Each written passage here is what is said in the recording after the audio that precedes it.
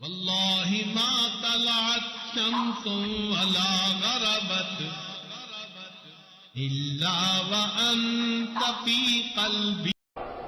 اگر کوئی بندہ لکھ رہا ہو اور لکھتے ہوئے نبی علیہ الصلوۃ والسلام کا نام نامی اس میں گرامی آ جائے اور وہ نام نامی اس میں گرامی کے ساتھ صلی اللہ علیہ وسلم لکھے تو نبی علیہ السلام نے فرمایا جب تک اس کتاب میں میرے نام کے ساتھ یہ درود شریف لکھا رہے گا اس وقت تک ایک فرشتہ اس کے لیے استغفار کرتا رہے گا. اللہ اکبر کبیرہ. ابن مسعود رضی اللہ عنہ فرماتے ہیں کہ نبی علیہ السلام نے فرمایا اول الناس بی یوم القیامہ اکثرہم علی صلاۃ، کہ جو بندہ مجھ پر سب سے زیادہ درود شریف پڑھتا ہوگا وہ پھر قیامت کے دن میرے سب سے زیادہ قریب بھی وہی بندہ ہوگا. ابو بکر صدیق رضی اللہ عنہ نے ایک عجیب بات فرمائی. فرماتے تھے کہ الصلاۃ علی النبی امحق للذنوب من الماء البارد للنار، کہ جس طرح ٹھنڈا پانی آگ کو جلدی بجھا دیتا ہے درود شریف کا پڑھنا انسان کے گناہوں کو اس سے بھی جلدی بجھا دیتا ہے. تو درود شریف پڑھنے سے انسان کے گناہ مٹا دیے جاتے ہیں. ابو ہریرہ رضی اللہ عنہ فرماتے ہیں کہ نبی علیہ السلام نے فرمایا من نسی الصلاۃ علی نسی طریق الجنہ، جو مجھ پر درود شریف پڑھنا بھول گیا وہ جنت کا راستہ ہی بھول گیا. علی رضی اللہ عنہ نے ایک خوبصورت بات کہی. فرماتے تھے واللہ، اللہ کی قسم، اب دیکھیے اللہ کی قسم کھا کے بات کر رہے ہیں، واللہ لولا ما ذکر اللہ ورسولہ فی فضل التسبیح والتکبیر والتحلیل والتحمید لجعلت کل انفاسی صلاۃ علی رسول اللہ صلی اللہ علیہ وسلم. اگر اللہ اور اس کے رسول صلی اللہ علیہ وسلم نے تسبیح، تحمید، تکبیر کے فضائل بیان نہ فرمائے ہوتے تو میں اپنی زندگی کے ہر سانس کو درود شریف پڑھنے میں ہی خرچ کر دیتا. ایک اور حدیث مبارکہ سنیے. نبی علیہ الصلوۃ والسلام کے ساتھ صدیق اکبر رضی اللہ عنہ بیٹھے ہوئے ہیں. ایک نوجوان آیا، نبی علیہ السلام نے اسے اپنے اور صدیق اکبر رضی اللہ عنہ کے درمیان بٹھا دیا. پھر فرمایا کہ ابو بکر، میں نے تیرے اور اپنے درمیان اس کو بٹھا دیا، اس بات پہ حیرت تو ہوئی ہوگی. اللہ کے نبی صلی اللہ علیہ وسلم بڑی حیرت ہو رہی ہے.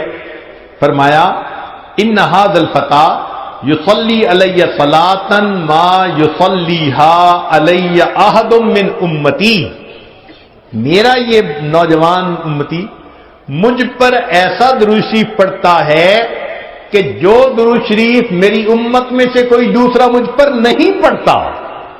اس کی وجہ سے میں نے اس کو اپنے قریب بٹھایا. پھر نبی علیہ السلام نے بتلایا کہ وہ کیا درود شریف پڑھتا تھا.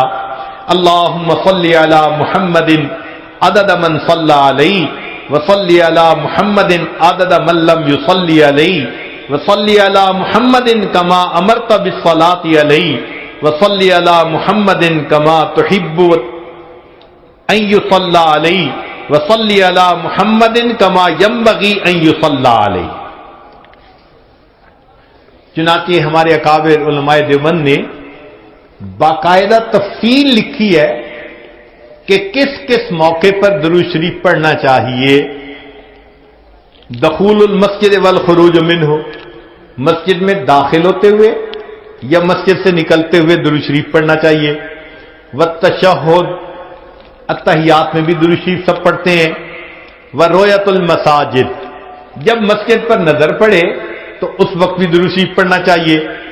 دخول الاسواق، بازار میں داخل ہوتے ہوئے درود شریف پڑھے. دخول البیت والخروج منہ، گھر میں داخل ہوتے ہوئے گھر سے نکلتے ہوئے بھی درود شریف پڑھنا چاہیے. نسیان الحاجہ، اگر بندہ کوئی بات بھول جائے، چیز رکھ کے بھول جائے، بات بھول جائے، اس وقت بھی نبی علیہ السلام پر درود شریف پڑھنا چاہیے. وقت الفقر، تنگ دستی کے وقت میں بھی درود شریف پڑھے. فی البدایت فی العلم اور جب کتاب پڑھنے بیٹھے اس وقت بھی درود شریف پڑھے. فی البدایت فی الخطب، جب خطبہ دینا ہو، بیان کرنا ہو تو بھی درود شریف پڑھے. والانتہاء من مجالس العلم، جب علم کی مجلس کا اختتام ہو تو بھی درود شریف پڑھے. فی لقاء الاخوان، دو مسلمان بھائی آپس میں ملیں تو بھی درود شریف پڑھے. فی موادعتہم و مفارقتہم، پھر مدارستاً حدیث نبوی، نبی علیہ السلام کی حدیث مبارکہ جو پڑھائی جائے تو اس وقت بھی درود شریف پڑھے. عند تذکرتہ صلی اللہ علیہ وسلم، نبی علیہ السلام کا جب تذکرہ ہو تو درود شریف پڑھے. عند ذکر اصحابہ، حتیٰ کہ نبی علیہ السلام کے صحابہ کا تذکرہ ہو اس وقت بھی درود شریف پڑھے. عند ذکر شیء من معاصرہ، نبی علیہ السلام سے نسبت رکھنے والی کوئی یادگار چیز کا تذکرہ ہو تو اس وقت بھی درود شریف پڑھے. عند دخول المدینہ، مدینہ طیبہ میں داخل ہوتے بھی پڑھے. اور عند المرور علی قبرہ صلی اللہ علیہ وسلم، جب نبی علیہ السلام کے سامنے حاضر ہو مواجہ شریف پر تو اس وقت بھی درود شریف پڑھے. درود شریف کے فوائد کیا ہیں؟ کچھ دیر یہ بھی ذرا سن لیجئے. فرمایا انہا سبب لہدایت المصلی وحیات قلبہ، درود شریف کے پڑھنے سے دل زندہ ہوتا ہے اور پڑھنے والے کو اللہ ہدایت کے اوپر رکھتے ہیں. انہا سبب لزیادت محبت رسول اللہ صلی اللہ علیہ وسلم، درود شریف کے زیادہ پڑھنے سے نبی علیہ الصلوۃ والسلام کے ساتھ زیادہ محبت بڑھ جاتی ہے. انہا سبب لزیادت محبت العبد لرسول اللہ صلی اللہ علیہ وسلم، جو درود شریف زیادہ پڑھتا ہے اس بندے کی محبت نبی علیہ السلام کے قلب مبارک میں بھی زیادہ ہو جاتی ہے. انہا سبب قرب العبد من ربہ یوم القیامہ، درود شریف کا زیادہ پڑھنا قیامت کے دن اللہ رب العزت کے قرب کا سبب بنتا ہے. انہا اداء لشیء من حقہ صلی اللہ علیہ وسلم، نبی علیہ الصلوۃ والسلام کے جو احسانات ہیں درود شریف کا زیادہ پڑھنا گویا ان احسانات کا بدلہ چکانے والی بات ہے. انہا سبب کفایت اللہ عبدہ ما اہمہ، جو پریشانیاں ہوتی ہیں درود شریف کے صدقے اللہ رب العزت ان پریشانیوں کو ختم کر دیتے ہیں. انہا سبب اجابت الدعاء، دعا کی قبولیت کا یہ سبب ہوتا ہے. انہا سبب زکات و طہارت للمصلی، جو درود شریف پڑھنے والا ہے اس کا دل اس سے صاف ہوتا ہے، اس کا نفس پاک ہوتا ہے. اور ایسے آدمی کو حدیث میں پاک میں فرمایا کہ جو درود شریف زیادہ پڑھتا ہے وہ بخیل نہیں ہوتا. پھر جو درود شریف زیادہ پڑھتا ہے وہ قیامت کے دن کی حسرت سے بچ جاتا ہے. اور جو درود شریف زیادہ پڑھتا ہے ملائے اعلیٰ میں اس بندے کی تعریفیں بہت ہوتی ہیں، اور اس کے عمر میں اس کے وقت میں اللہ برکتیں عطا فرما دیتے ہیں. اور انہا سبب لتثبیت قدم العبد علی الصراط، جو بندہ درود شریف زیادہ پڑھتا ہے قیامت کے دن پل صراط سے گزرتے ہوئے اس کے پاؤں اتنے مضبوط ہوں گے، درود شریف زیادہ پڑھا ہوگا. اور ایک اور بات، انہا سبب لثقل کفۃ المیزان، کہ یہ درود شریف میزان کے پلڑے کے بھاری ہونے کا سبب بن جائے گا. اب اس بارے میں ایک حدیث مبارکہ ہے، وہ ذرا سن لیجئے کہ درود شریف کا قیامت کے دن کیا سبحان اللہ کیا شان ہوگی. ایک حدیث مبارکہ علامہ جلال الدین سیوطی رحمۃ اللہ علیہ نے التذکرہ میں اس کو ذکر کیا ہے، اور ابن ابی دنیا اور نمیری نے اس کو الاعلام کتاب میں ذکر کیا ہے. فرماتے ہیں کہ عبداللہ لانو ایک صحابی اس کے راوی ہیں کہ نبی علیہ السلام نے ارشاد فرمایا ان لآدم علیہ السلام من اللہ عز وجل موقفا فی فسح من العرش، قیامت کے دن آدم علیہ السلام کو اللہ تعالیٰ عرش کے سامنے ایک ایسی جگہ عطا فرمائیں گے، علیہ ثوبان اخضران، ان پر 2 سبز کپڑے ہوں گے، یعنی سمجھیں تہبند بھی سبز اور کرتا بھی سبز. کأنہ نخلۃ سحوق، جیسے شاخیں کٹی ہوں نا تو سیدھا کھجور کا درخت ہوتا ہے، اس طرح آدم علیہ السلام کا اونچا لمبا قد مبارک ہوگا. ينظر الى من ينطلق به من والده الى الجنہ ومن ينطلق به الى النار. اونچے قد کی وجہ سے آدم علیہ السلام دیکھ رہے ہوں گے کہ ان کی اولاد میں سے کس کو جنت لے جایا جا رہا ہے اور کس کو جہنم لے جایا جا رہا ہے. فبین آدم علی ذلک، آدم علیہ السلام اس حال میں ہوں گے اذ نظر الی رجل من امت محمد صلی اللہ علیہ وسلم، کہ وہ نبی علیہ السلام کی امت میں سے ایک بندے کو دیکھیں گے ينطلق به الی النار، کہ اس کو فرشتے گھسیٹ کر جہنم کی طرف لے کے جا رہے ہوں گے. فینادی آدم علیہ السلام، تو آدم علیہ السلام پکاریں گے یا احمد یا احمد، نبی علیہ السلام کا نام پکاریں گے. آپ صلی اللہ علیہ وسلم کا نام محمد بھی اور آپ صلی اللہ علیہ وسلم کا نام احمد بھی، اسمہ احمد. تو آدم علیہ السلام نبی علیہ السلام کا نام پکاریں گے یا احمد یا احمد. فیقول علیہ الصلوۃ والسلام، اس نام کو سن کر نبی علیہ الصلوۃ والسلام جواب میں کہیں گے لبیک یا ابا البشر، اے بشر کے والد لبیک، میں حاضر ہوں. فیقول، وہ بتلائیں گے ھذا رجل من امتی کا، یہ آپ کی امت کا ایک بندہ ہے، ينطلق به الى النار، اس کو جہنم کی طرف لے جایا جا رہا ہے. قال صلی اللہ علیہ وسلم، نبی علیہ السلام نے فرمایا فاشد المئزرہ، میں اپنی چادر کو کس کے باندھ لوں گا. یہ عربوں میں ایک مقولہ تھا، جب انہیں کسی اہم کام کے لیے اٹھنا ہوتا تھا نا تو کہتے تھے جی ذرا چادر کو کس کے باندھو چلو. تو نبی علیہ السلام فرماتے ہیں میں اپنی چادر کو کس کے باندھ لوں گا. وَأَسْرَعُ فِي أَثَرِ الْمَلَائِكَةِ، اور میں تیزی سے چلوں گا ان فرشتوں کے پیچھے جو میرے امتی کو جہنم لے کے جا رہے ہوں گے.